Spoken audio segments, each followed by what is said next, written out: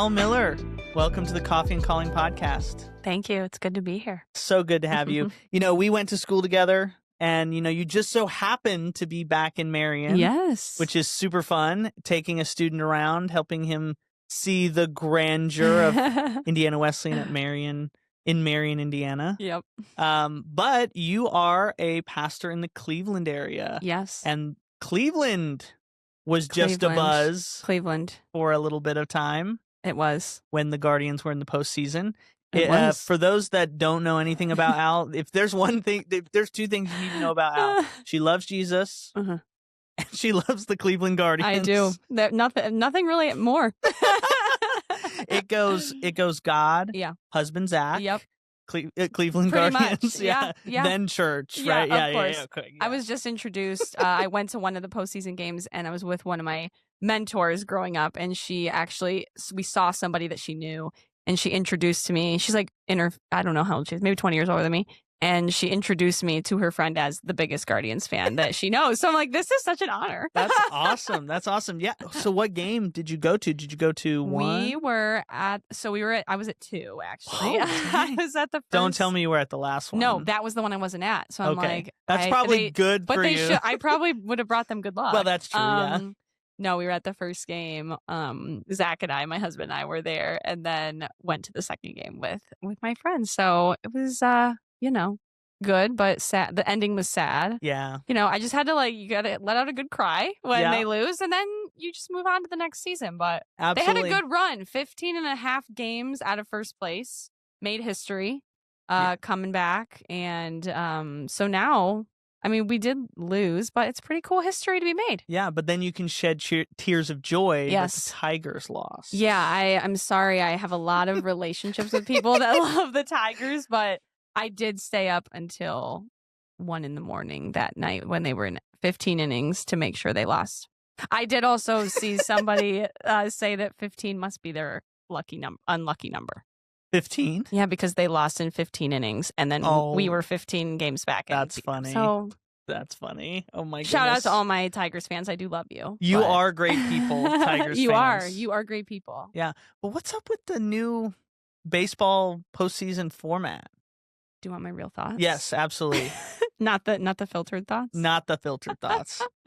We'll beep it out. No, I'm just kidding. Listen, I will say, I am sure at some point over the course of the many years that the Cleveland Guardians will benefit from it. I'm sure they will. I'll just put that out there. I'm sure they will. It's not because they lost. Yeah, it's not because they lost. I'm sure that they will benefit.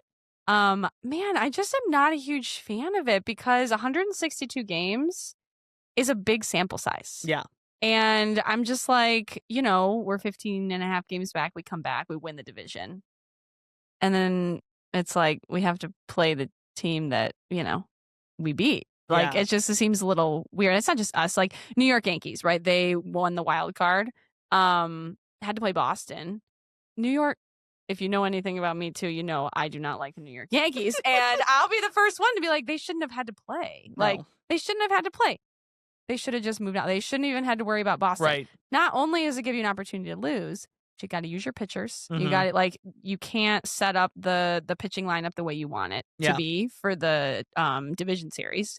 So it just I don't know. I just feel like when you play 162 games, if you can't make one of the 8 teams, you should go home. Yeah. And in football and things like that, there's negative things associated with having rest weeks. Totally. Right? Because it's such a physical game, football. Sure. When you step off the gas for even a little bit, you can lose an edge. Yeah. In baseball. Yeah.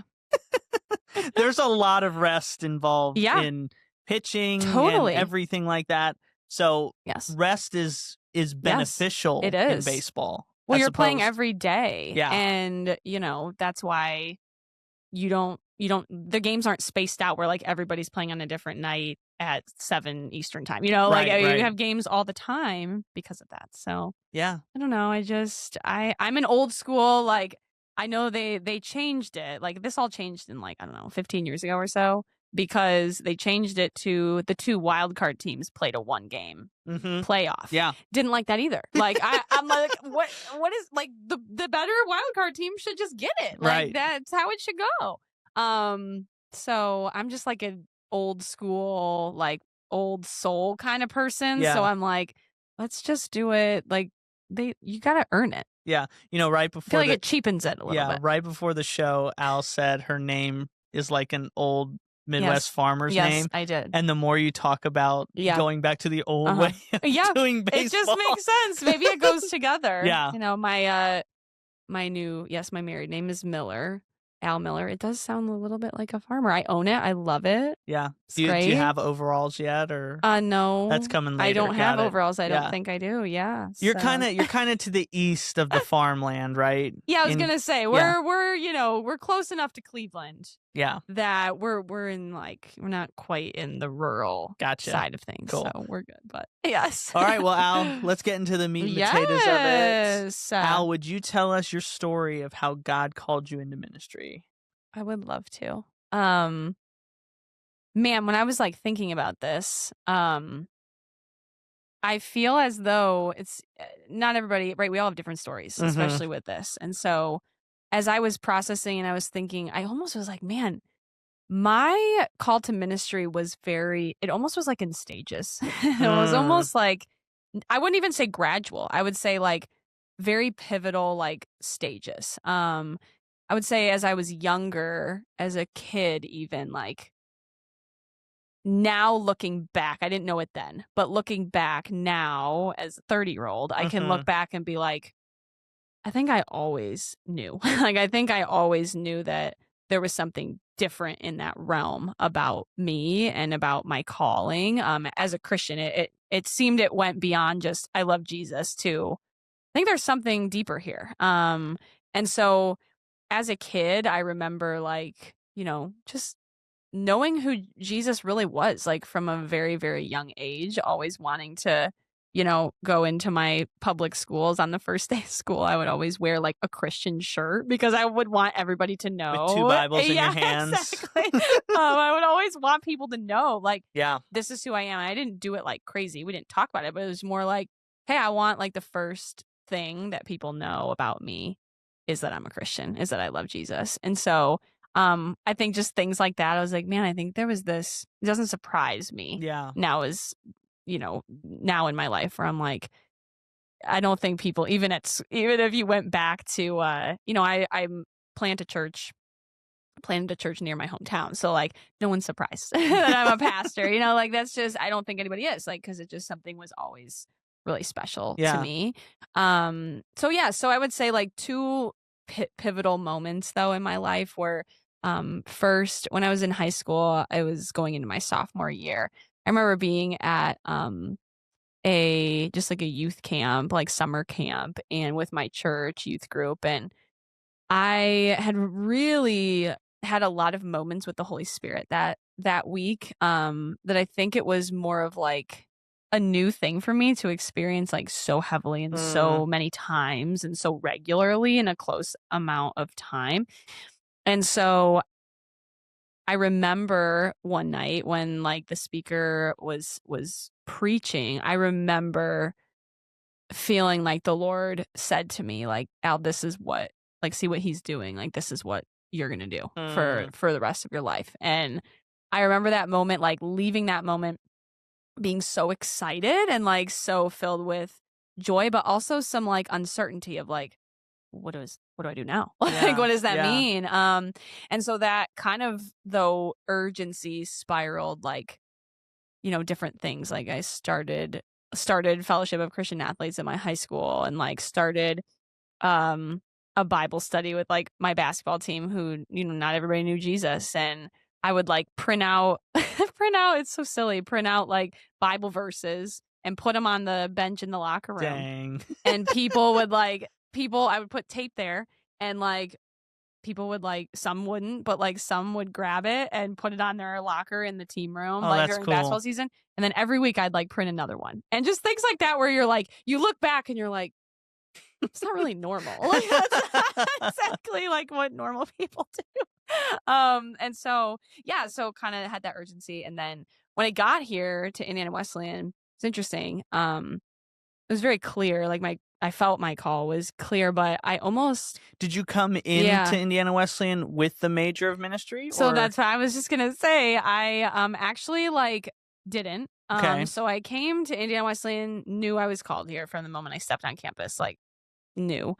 And I registered as a communications major with a minor in ministry. And I don't naturally. Yeah, I couldn't really even tell you why. Like I think it was just like, oh, this seems safer, or this seems like, I don't know. Like my parents were always very supportive. So it wasn't any pressure from that. It just I think it was just like, oh well, this seems to make more sense. Everybody talks, so communications. Yeah, it's like it's okay. This works. I feel like I'm an okay communicator. And so yeah, so that's what I did. And then my first semester, boy, oh boy, did I know it was wrong. Like I was just like, this is not right. I was in a communications class, and I just knew it wasn't what God had called me to do. And so I really wrestled with it throughout my first semester.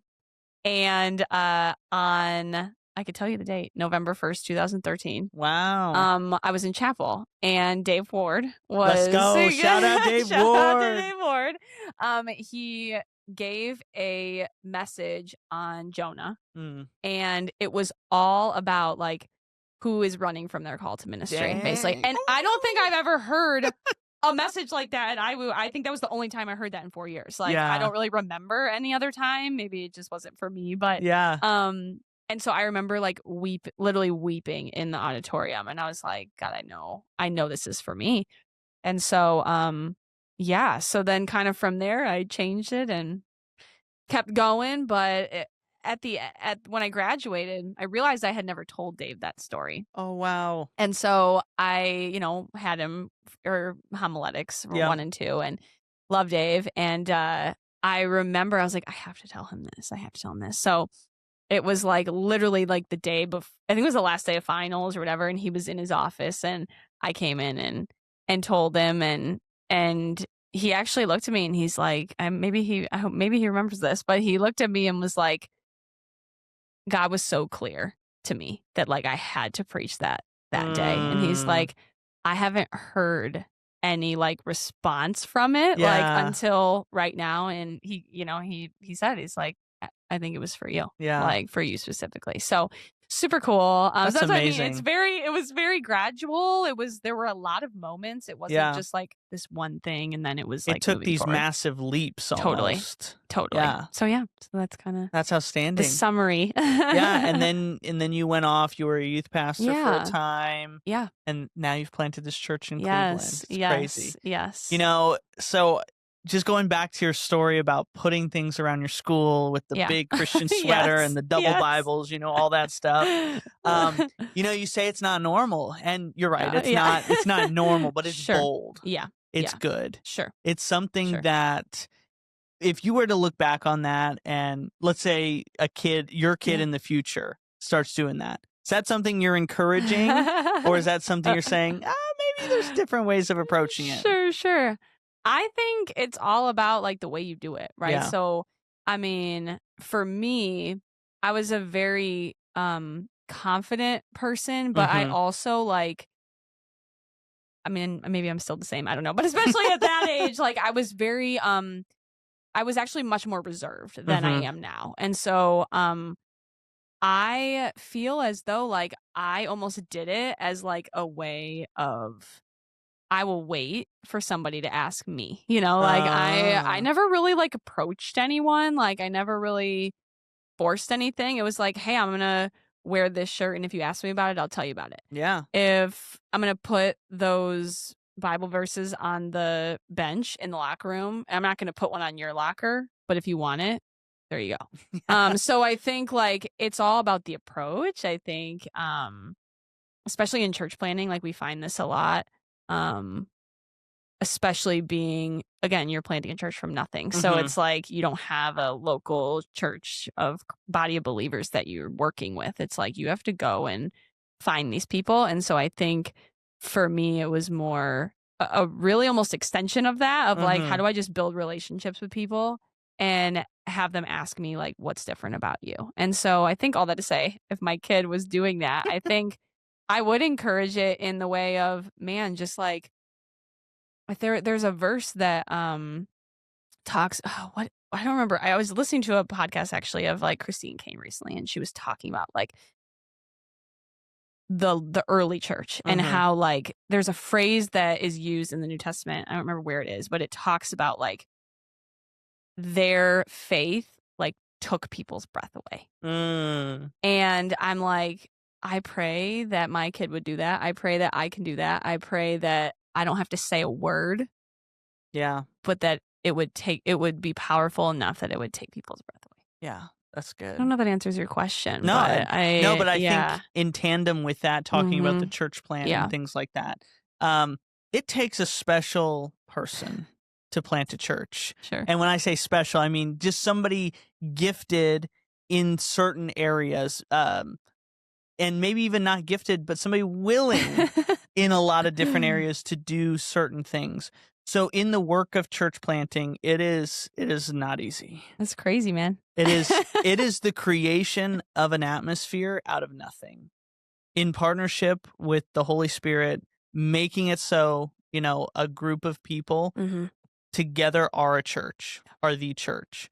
But church planting church planting is not these big giant moments that hundreds of people come to. No. It's little tiny conversations that happen over the course of a long time. Yes. So could you kind of, in tandem with these little things you were doing in high school and all that, can you tell us about the small things that it takes to plant a church? Yeah. Oh my gosh.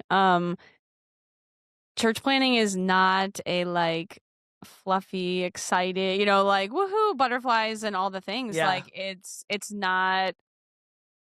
It's about the little things. It's about the little moments. It's about the relationships that you build with people, the earning the right to speak into people's lives, not just like speaking into it because of who knows why. So that takes a while. Like that takes a long time. And I think. And for you, it's a benefit because it's your hometown. Totally. That's a great big benefit. Sure. Sometimes. Sure. People don't have that benefit. Yeah, and they go off to a new place completely and they don't know anybody. Totally. And that's like even more so. Yeah. And so for us, it's a couple things. It's one, like being in the secular world. I think I loved my job as a youth pastor in Michigan. Loved it. Thought I was going to be there for much longer than even we were, but until God called us to this. But I look back to that and I'm like, I didn't know any non-Christians. I was in an office 45 hours a week. Yeah. I was writing, and that's great, but it's like Phil Tagg at Ransom, he always would say, like, I'd rather take like a B sermon and like spend time with people who don't know Jesus than like write an A+ sermon and not. Who cares? Like, like that's such a better combination and balance. And so, for me, it's just being in the secular world. That means having a job in the secular world. My husband Zach, he's a graduate from here too. Shout out Zach. Yeah, shout out Zach. He started his own handyman business, and he's literally owns his own business. I coach girls basketball and now adding softball to that. And so like just things like that where you have to be in the world, not necessarily just to like, people often think like bivocational, you have to make money. That's not it. I mean, yeah, part of it, but like it's more, how are you going to meet people if all you're doing is like sitting in an office? How are you going to like do so? It's the little moments of being in the world, whether it's a job, whether it's going to the same coffee shop at the same time every single day, or, going on a walk at the same time every single day. So you're meeting the same people every single day. And so just literally little things to go, how am I doing that? And then two, I think just takes intentionality. Like it can't just be like, the church doors are open. Yeah. I hope people come. That's not how it works. Right. Like, that's how it used to be in the Middle Ages. Yeah. And like it works if if somebody doesn't have like a church background, Mm-hmm. or somebody doesn't know somebody at that church, Yeah. they're not just walking in Right. randomly. Yeah. Like we've had people randomly walk in, but it's people that have a church background of some sort. Right? It's not if somebody's just like doesn't know Jesus at all, mm-hmm. and they don't know anybody in the church, which is an increasing amount of people that have no church background whatsoever. Yeah.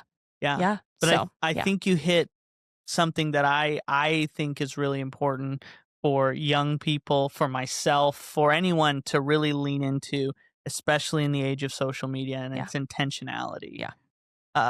Social media drives us to be unintentional with everything. It sucks us in to the point where we can literally be hours into doing this activity, just constantly thumbing through information and things like that, and forget to intentionally live the lives we're in. Yes. And I don't know. I think a huge lesson we all need to learn is how to intentionally live for Jesus again in the digital age. So I think intentionality is huge. With anything. And especially in what we see. And I don't know, it's been a joy. It really has. It's been a joy, but it's been hard. And it's not, it's not what we think all the time. Like sometimes we didn't really know what we were getting ourselves into, but we knew we were called. And, sometimes that's enough. Yeah. So give us a little picture of kind of what your church looks like week in and week out. What does that look like? Yeah. So we, from the very beginning, we had this heart and really pull towards a church for the de-churched. And so could you give just a little small definition of what de-church means? Yes. So de-churched, really an easy definition is was in church, not anymore. Yeah.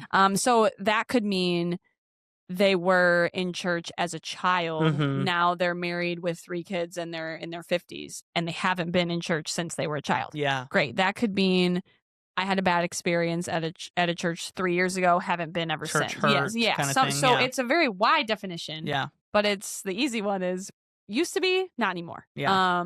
For whatever reason. And because of that, we've structured things even really differently. Like we do things very simply.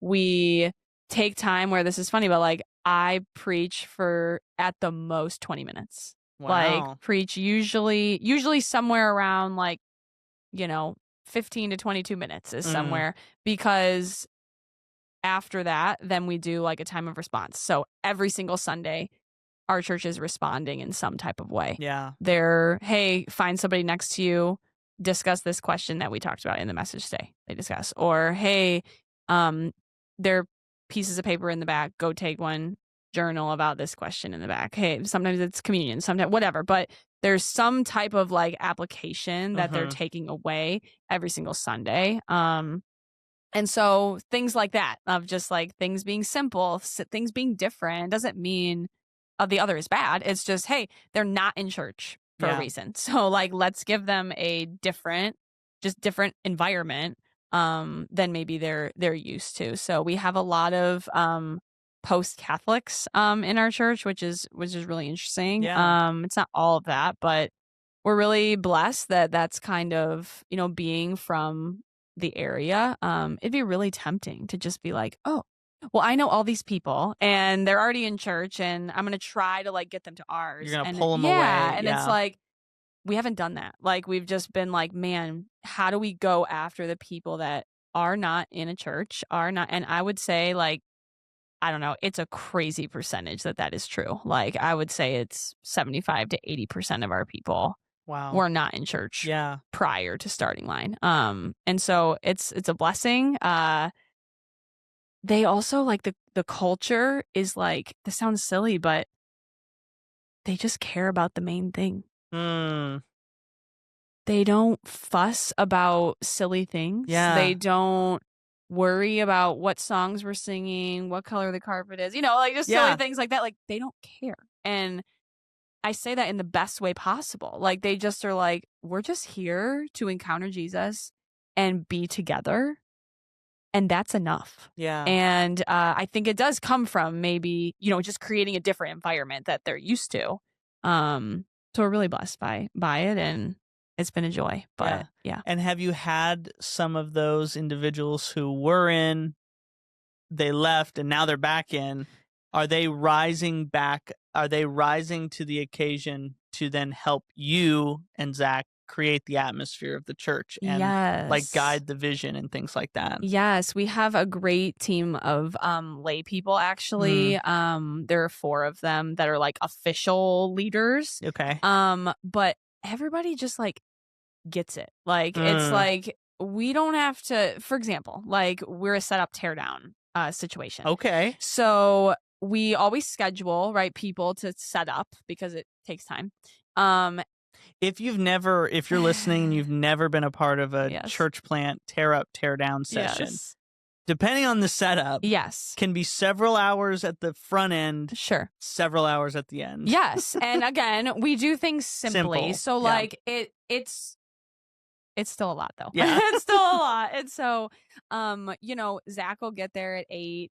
Like, service starts at 10. We'll be there at 8, and whoever's setting up will be there at 8, so we can start like doing a quick rehearsal at like a little after 9. So it takes like an hour to set up and then an hour to tear down. And so what's interesting is that we schedule people to like set up, and then what we started realizing, we're like, why is teardown going so fast? Like, why is it like double, like, or half the time? Like, I don't understand. And what we started to realize is like, people just started doing it. That's so cool. I didn't ask anyone to do it. Like, nobody asked anybody to do it. But it was like, oh, if I'm going to sit here and like talk to you for 10 minutes after church, I might as well like put the coffee away. Or I might as well tear down the speakers or whatever. And so that's what I mean. Like, it's very just like, people jump in and they're like, man, we care about this, and like, this is ours too. And I think that's been the most beautiful piece of it all, is that at the beginning, right, it's like your baby, like, it's like mine and Zach's thing. It's not anymore. Like, it's not anymore. And it's everybody's thing, and it's everybody's church, and everybody takes like ownership in it of making it the mission move forward. That's so cool. That's awesome. All right, as we wind down our time here, I'd love to ask you just this kind of final question. Al, find a time machine, whether it's a hot tub, DeLorean, it's a phone booth, whatever you find to get yourself back in time. You visit Al right after these pivotal moments, whatever stage of Al's life you want to go back and visit. What is a piece of advice or even a series of advice you would give to the young Al about ministry going forward? Yeah. Oh, little Al. If I could tell her one thing, I think I would tell her it is not about one yes. It's about many. Many yeses.